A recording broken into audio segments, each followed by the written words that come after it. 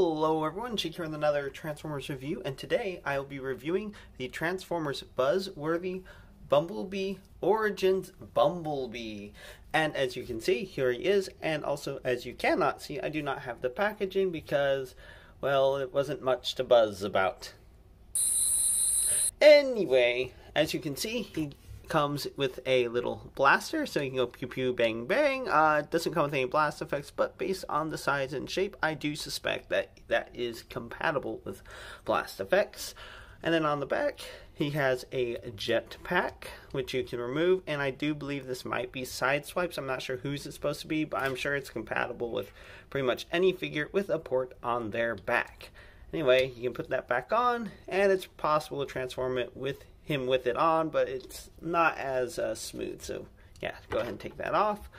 And he does come with some extra accessories because he is more of Scout class rather than Deluxe class, but I guess to make up for that they wanted to include jetpack and the energy rods from the first scene in the show where Wheeljack and Bumblebee are collecting energy rods for the Autobot cause before they left Cybertron, hence why this is Origins Bumblebee, and he, well, turns into his Cybertronian mode.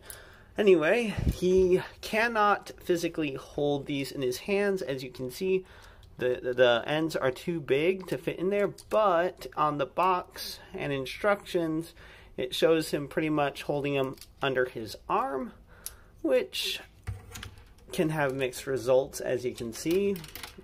It would have been nice if they had maybe engineered something a little bit better than just having him hold them, but there, got him to hold a couple of them at least.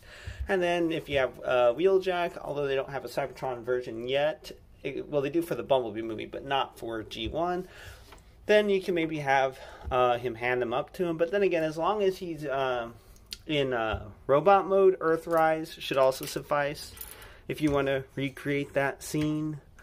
Anyway, let's go ahead and take a look at that noggin of his. Don't roll off the desk. Anyway, it is yellow plastic with blue silver for the eyes. It doesn't really have light piping. I don't think it's supposed to, but because of the yellow plastic, it does shine through, and it does make his eyes look a little glowy. And of course, silver paint for the face, and that is some pretty nice detail considering the size of him. And then as you can see, there's the little Volkswagen style windows, and there's other Volkswagen bits on him, like as you can see, the front bumper or back bumper, and then the little details for the hood or trunk of the Volkswagen. That's pretty much it for the Earth vehicle hint tidbits. That I would have to rewatch that scene to see if he actually had them or not, but I think it's kind of funny that they decided to include that. Alright, for articulation, his head is on a ball joint. You do get a little bit of, well, barely any wiggly waggly. You can look up and down about that far. Does a full 360. Arms can go out that far. Full 360. Bicep swivel. A little over 90 degrees bend at the elbow. He doesn't have any wrist swivel, but that does move, but just for transformation. He does have a waist swivel, but that is also more for transformation, because if you look at the axis that pivots on, it is a little odd where it's placed. And then he can do the full splits. Well, yeah, full splits, although his crotch does get in the way a little bit of that. Looks like he also has a peg for you to put a little stand in there, although it doesn't say anything about it in the instructions, but I wouldn't be surprised if that's something that you're able to do with like third-party stands. And then hips rotate around like that, thigh swivel, and then this one actually doesn't want to pop off like a lot of them want to do. And then a little less than 90 degrees bend at the knee, but that's just due to that panel. And then we do have ankle tiltage, quite a bit of ankle tiltage. And then you can bend the feet down, but that's also a little more for transformation, but you can stretch it just a little bit to get a little extra posability if you so desire. Now to transform this little guy, relatively straightforward. Just flip his hands in like this, pull up his front cab like that, or top of his hood, like that. Flip up. Come on, focus. Flip up like that. Rotate his, well, actually rotate this around first, so that will fit into place. Rotate his shoulders around, like so. Tab into place. Make sure it's sitting flush. You can kind of have this down like here, but that's kind of where it's going to be. Then lift this up, flip this out, get it to tab into place, and then just kind of keep it up out of the way for now so that you can deal with the legs, and then we'll pop that down for the last bit. Okay, so these panels right here, you want to lift up. Then you want to, let's see, rotate. You want to get to where the hip goes like this, which it already is, and then make sure that this is lined to when you bend it, it goes like that. And then you want to extend the foot out, get it to, it's kind of hard to see, but you get to tap into there like so.